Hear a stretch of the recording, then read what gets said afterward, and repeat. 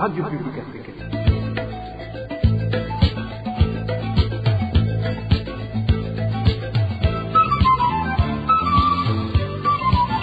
Radio Publique Africaine.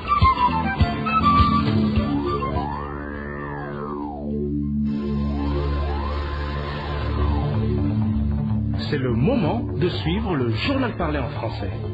À la présentation, Eloge Diva, Lemesha. Merci d'écouter la radio publique africaine. Bonsoir et bienvenue dans ce journal de ce 25 mai 2024, dont voici les grands titres.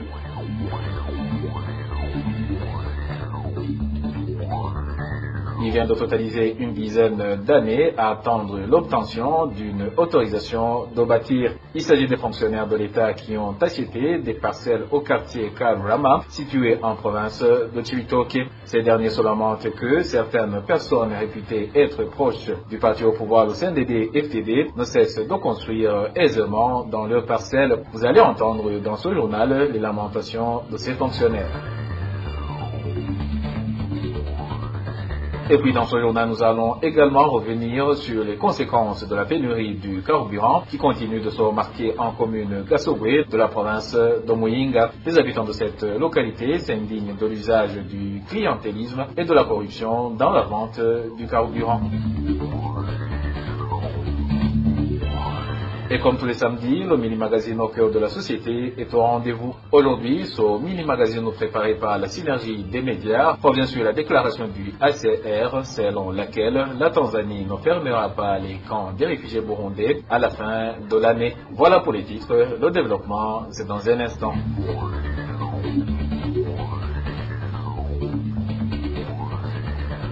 Oh, bonsoir. Démarrons ce journal par la page Droits de l'homme. Les habitants du quartier Kajiji, situé en zone Kanyosha de la commune Moura, en mairie de Bujumbura, s'insurgent contre les persécutions et les vols commis par des Imbonerakure. Ce vendredi, un jeune homme a été sérieusement tabassé par ces Imbonerakure qui l'accusaient de ne pas être en possession d'un cahier de ménage. Les habitants de ce quartier demandent aux administratifs d'agir pour éradiquer ces persécutions, surtout qui sont au courant de la situation. Écoutons ce citoyen de Kanyosha qui s'est entretenu avec la RPA.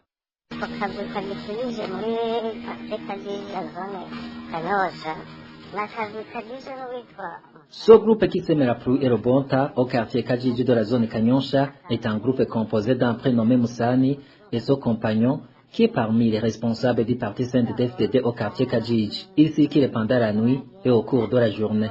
Nous ne constatons aucun travail qu'ils effectuent qui puisse leur permettre de boire de la bière tant le jour que la nuit. Tout cela est plutôt relatif aux persécutions commises à l'endroit des citoyens. L'exemple le plus récent concerne un jeune garçon prénommé Willy alias Madrid qui a été réveillé tôt le matin vers 3 heures pour être tabassé et persécuté. Ils l'ont laissé en état critique, prétextant qu'il ne possédait pas un cahier de ménage. Il lui reprochait qu'il gagne beaucoup d'argent. Ce garçon accomplit la tâche de puiser de l'eau à l'aide d'un vélo. Ce n'est pas la première fois qu'il persécute des gens. La même nuit, il s'était rendu d'abord chez un certain Alexis qui détient un restaurant et ils ont exigé à sa femme de leur donner de la nourriture. Cette dernière leur a répondu qu'il n'y avait pas de la nourriture, mais l'un d'eux s'est aussitôt servi d'un morceau de viande dans une marmite. Ce sont déjà qui se comportent comme des sauvages. La situation se présente ainsi alors que les administratifs en sont au courant, dont le chef de quartier, le chef de zone ainsi que l'administrateur communal.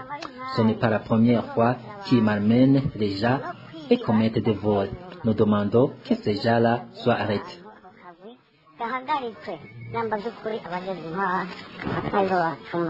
Les administratifs à la base à Kajiji affirment qu'il y a un citoyen qui a été tabassé par ces Imbonerakure. Ils ont alors conseillé de porter plainte auprès des instances habilitées et ces dernières ont émis une convocation contre les auteurs. Poursuivons ce journal par la page gouvernance. Les fonctionnaires de l'État qui sont des détenteurs de parcelles se trouvant à Karurama, un quartier situé au chef-lieu de la province Cibitoke, viennent de totaliser 10 ans à attendre l'autorisation de bâtir. Une situation qui frustre ces fonctionnaires, d'autant plus qu'ils indiquent avoir acheté ces parcelles grâce au crédit bancaire. Elvis Nyamongere nous fait le point. Les fonctionnaires acquéreurs de parcelles au quartier Karurama, situé au chef-lieu de la province Cibitoke, indiquent qu'ils sont en ordre avec tout le nécessaire avec l'urbanisme. Paradoxalement, 10 ans viennent de s'écouler sans qu'ils aient l'autorisation de bâtir. Cependant, des autorités ou encore les reproches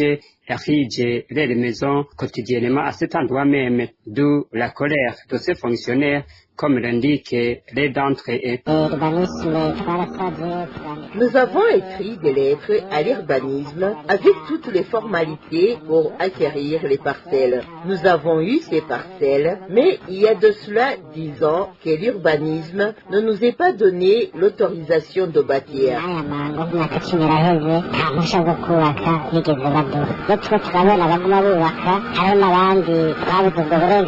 Par contre, nous constatons qu'il y a ceux qui construisent régulièrement. Alors, nous nous demandons d'où émanerait cette exception. Il s'agit en fait des autorités ou encore leurs proches. Au-delà de décrocher cette autorisation de bâtir, ces fonctionnaires demandent aussi des frais d'indemnisation, d'autant plus que les banques qui les ont octroyé des crédits mentionnent régulièrement les intérêts. Nous approchions les banques pour contracter des crédits afin de payer ces parcelles. D'autres procédaient à des avances sur salaire ou encore à la vente de leurs biens. Nous demandons à l'urbanisme et au gouvernement de nous octroyer l'autorisation de bâtir nos parcelles, mais également de nous indemniser sur ce retard, puisque les intérêts bancaires sont devenus énormes. À ce propos, la rédaction de la RPA n'a pas encore pu joindre les autorités de l'urbanisme.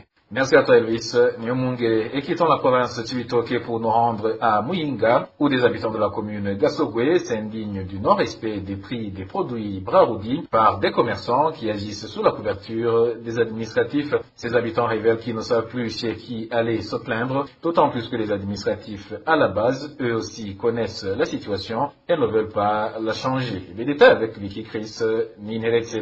En commune Gasogwe, en l'occurrence dans les zones Gasogwe et Gassali, la vente des boissons Braroudi au prix exorbitant est devenue monnaie courante, selon notre source en cette commune.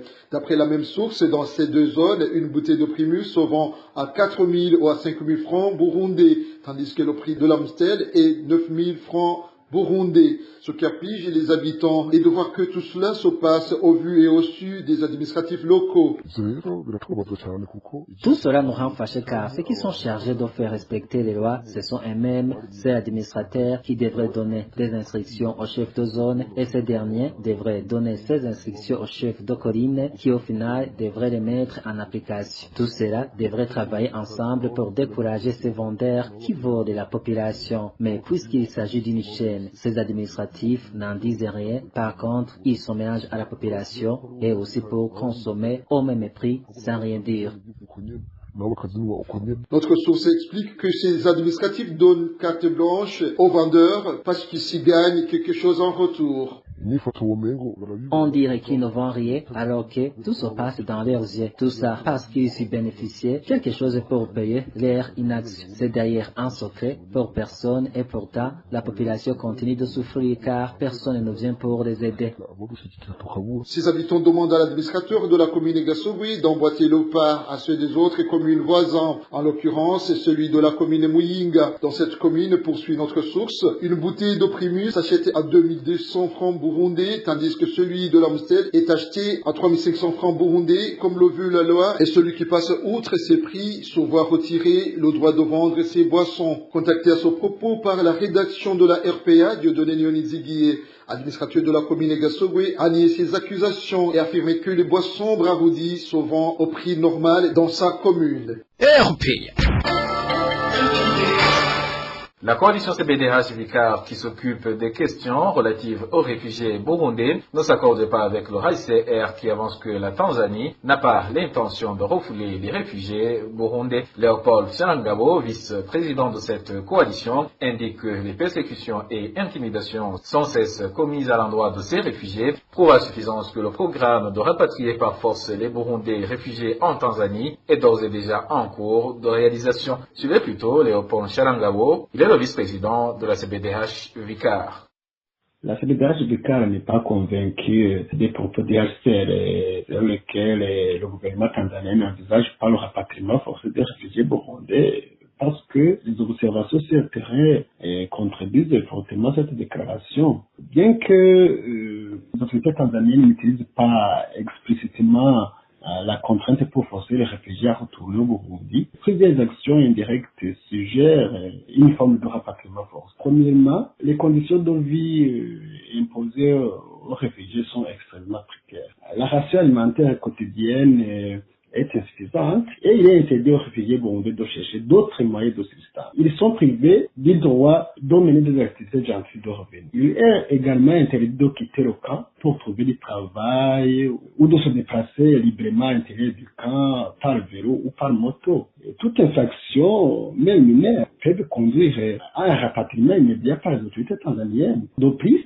certaines écoles ont été fermées. Et lors des réunions organisées dans le camp par les autorités tanzaniennes en présence du HCR, les réfugiés sont constamment menacés et rappelés qu'ils n'ont pas d'autre choix que de retourner chez eux. Donc, il est contradictoire que le HCR affirme que le gouvernement tanzanien ne souhaite pas procéder à un rapatriement forcé. Nous conseillons plutôt au HCR en Tanzanie de soutenir réellement les réfugiés menacés au lieu d'aggraver les souffrances dans de telles circonstances. C'était le vice-président de la CBDH Vicar, Léopold Shalangabo. Et les phénomènes de clientélisme et de corruption se remarquent toujours dans la distribution du carburant au chef-lieu de la province Muyinga. Certaines stations-service ont été approvisionnées ce vendredi, mais pour bénéficier du carburant, les clients devraient d'abord offrir une somme comprise entre 30 000 et 50 000 francs burundais de corruption pour un véhicule et 3 000 francs burundais pour une moto. Eric Nyonzima nous fait le point.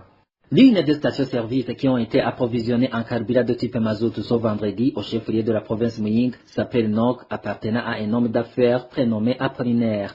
Les chauffeurs qui attendaient d'être servis sur les files d'attente indiquent avoir été étonnés de constater qu'une grande quantité de ce produit a été donnée à une agence de l'homme d'affaires connue sous le nom d'Omona en leur défaveur. Ce dernier a plu à lui seul 1200 litres, regrette l'un des chauffeurs qui était sur place. On a vu venir les agents de l'agence Asante Yesu, représentés par un homme d'affaires de Nodomona. Il avait 6 bidons de type Rudip. Ces bidons ne payaient pas des redevances routières, mais ils ont été remplis du carburant avant nos véhicules. Ces dernières étaient rangées sur les files d'attente, mais ils ont rempli d'abord 1200 litres dans ces Rudip. Les gens qui étaient sur place ont été tous étonnés de constater comment l'homme d'affaires a été servi avant tout le monde et a bénéficié d'une très grande quantité de carburant au détriment des autres. Sur la station-service appartenant à l'homme d'affaires prénommé Karfan, le gestionnaire de cette station, Dino Hassan, servait du carburant moyennant de l'argent compris entre 30 000 et 50 000 francs burundais de la corruption pour un véhicule et 3 000 francs pour une moto. Selon les chauffeurs qui étaient sur place, Hassan, le gestionnaire de la dite station, agissait dans cette pratique de la corruption en commun accord avec un commissaire de police. On ne sait pas si les organes de lutte contre la corruption sont toujours fonctionnels au Burundi. Une pratique très honteuse s'est produite ce vendredi sur la station de Karfan, au chef-lieu de la province de Muyinga, où un gestionnaire de la dite station s'est arrogé le droit de fixer le montant de la corruption à payer pour être servi en carburant. 50 000 francs burundais étaient exigés pour être servis. Si tu refusais d'obtempérer, il te renvoyait au commissaire de police chargé de superviser la distribution de ce produit pour négocier. Ce dernier te recommandait d'exécuter les exigences du gestionnaire, c'est-à-dire lui donner un fanta qu'on appelle en d'autres termes umuchoro. Ces habitants de la province de Muyinga qui s'approvisionnent en carburant indique qu'il est regrettable de constater une telle pratique qui se fait aussi et au vu des autorités administratives. Il leur demande de se ressaisir et d'organiser la distribution du carburant dans la transparence et au même pied d'égalité. Merci à toi aussi, Eric Nyonzima et de Muyinga, cap à Gitega, la capitale politique du Burundi, qui connaît depuis 4 jours une pénurie de l'eau. Les conséquences qui résultent de cette situation se manifestent au niveau des ménages, des établissements scolaires, de différents services et autres endroits. Actuellement, des habitants de la ville de Gitega craignent ainsi des maladies liées au manque d'hygiène. Les précisions avec Dani Claire Ilatrumva. Depuis mercredi 22 mai 2024, les différents quartiers de la ville de Gitega n'ont pas d'eau potable. Dans différentes maisons d'habitation de la ville de Gitega, les ménages manquent de l'eau pour cuire les aliments et accomplir les différents travaux ménagers. Les fonctionnaires de l'État dans différents bureaux restent en pleine odeur désagréable suite au manque de l'eau pour faire écouler les déchets dans les toilettes à siège. Dans différents établissements scolaires à régime d'internat, les élèves interrompent les moments d'études pour aller puiser l'eau dans les marais. Les enseignants de ces établissements scolaires à régime d'internat expliquent qu'ils n'ont aucune autre alternative car même les véhicules des écoles n'ont pas de carburant pour faciliter la tâche aux élèves. Surtout les jeunes filles élèves éprouvent de difficultés à assurer leur propriété quotidienne par manque de l'eau suffisante pour se laver régulièrement en période des menstruations. Seuls les habitants nantis de cette capitale politique sont capables d'acheter l'eau à 100 francs le bidon de 20 litres et payer 500 francs au taxi vélo qui va puiser dans les endroits éloignés. Les habitants de Gitega s'inquiètent d'attraper les maladies de main sale et demandent à la régie des eaux de leur venir au secours. Les responsables de la régie des eaux à Gitega justifient qu'il y a eu une panne d'une pompe élévatrice, mais qu'ils sont en train de faire tous les moyens possibles pour que la panne soit réparée. Et c'est le moment de suivre le mini-magazine au cœur de la société. Et aujourd'hui, il revient sur la déclaration du HCR, selon laquelle la Tanzanie ne fermera pas les camps des réfugiés burundais à la fin de l'année. Au cœur de la société vous est présenté par Émile Niwasumba. Au cœur de la société. Au cœur de la société est une émission de tous les samedis, préparée en synergie par les radios Inzamba Agatekakawe, Radio RPA Idouya Wanyagihugu, ainsi que la radio-télévision Renaissance. Après des déclarations régulières des autorités tanzaniennes selon lesquelles les réfugiés burundais allaient être expulsés des camps d'ici la fin de l'année, le HCR a récemment indiqué que ce ne sera pas le cas. Mais certains défenseurs des droits de l'homme doutent de la bonne foi de ces autorités tanzaniennes. Voilà ce que nous allons développer dans le mini-magazine au cœur de la société de ce 25 mai 2024. À la présentation, c'est Émile Niwasumba. Bienvenue. Le Haut-Commissariat des Nations Unies pour les réfugiés a récemment annoncé que les camps des réfugiés burundais ne seront pas fermés, se basant sur les promesses du gouvernement tanzanien. Dans son communiqué, l'OACR dit aussi qu'il n'y aura pas de rapatriement forcé de tous les Burundais. Plus de détails sur le communiqué du HCR avec Dani Claire Ilatrumva. Le HCR est très reconnaissant envers le gouvernement tanzanien qui a réaffirmé son engagement de longue date à continuer d'accueillir les réfugiés burundais et étudier des solutions pour les réfugiés qui pourraient avoir des problèmes de protection empêchant leur retour. C'est ce qu'on peut lire sur le communiqué de l'agence onusienne publié le 22 mai dernier.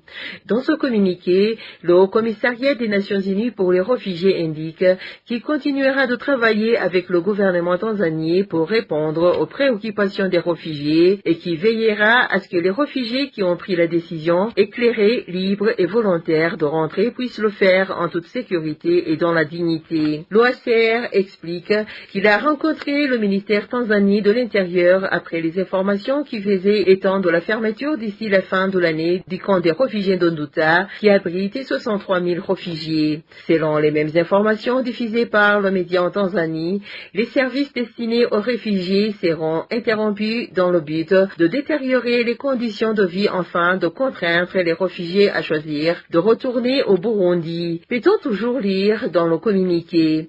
L'OHCR rapporte aussi que les médias disaient également que le gouvernement tanzanien envisageait de mettre fin au statut des réfugiés burundais. Malgré l'assurance donnée au HCR de ne pas expulser les réfugiés burundais d'ici la fin de l'année 2024, l'agence onusienne indique qu'il continue de lancer un appel à davantage de ressources financières pour répondre aux besoins de ces réfugiés. Le Haut Commissariat des Nations Unies pour les réfugiés explique qu'au 30 avril 2024, il n'avait reçu que 13% des 114 millions de dollars nécessaires pour protéger et assister les réfugiés en Tanzanie cette année. Au micro de nos confrères de la radio Inzamba, Jean Bosco Zizigiro, porte-parole de la coalition burundaise des défenseurs des droits humains vivant dans les camps des réfugiés CBDH Vicar, ne fait pas confiance aux autorités tanzaniennes. Ce communiqué, nous aussi nous l'avons entendu et ça commençait à nous donner une rouée d'espoir, mais après un laps de temps sur les réseaux sociaux, nous avons assisté à des machettes, à des machines qui coupent les bananiers, comme d'habitude, par les autorités administratives dans les cas de réfugiés. Alors, quant au CBDH Vicar, nous imaginons si le HCR a dialogué avec le gouvernement tanzanien ou a travaillé sur des informations mensongères ou a sorti un communiqué sans toutefois consulter les partenaires, entre autres le gouvernement tanzanien. Si ce n'est pas cela, le HCR a été trompé. Quant au CBDH Vicar, nous les demandons de se mettre dans les responsabilités, assurer et assumer les responsabilités pour ce qui se passe sur les réfugiés de se trouver en Tanzanie. Et s'il le faut de demander des informations aux gens qui les possèdent, entre autres les organisations de la société civile œuvrant dans les cas des réfugiés. Et enfin, de ne pas être trompé par le gouvernement tanzanien et de ne pas sortir des communiqués médiatiques sans toutefois faire des activités concrètes. Au 30 avril 2024, la Tanzanie abritait plus de 130 000 réfugiés burundais. Des réfugiés burundais. Et voilà, c'est la fin du mini-magazine au cœur de la société. Merci à vous tous qui nous avez suivis à la présentation. C'était Emile Nibasumba. Au revoir. C'était l'émission Au cœur de la société. Et voilà, chers auditeurs de la radio publique africaine, c'est par le mini-magazine au cœur de la société que le journal de ce 25 mai 2024 se termine. Merci aux équipes rédactionnelles et techniques pour leur parfaite collaboration. Éloge Divin Remecha, je vous présente ce journal. Je vous souhaite un bon week-end.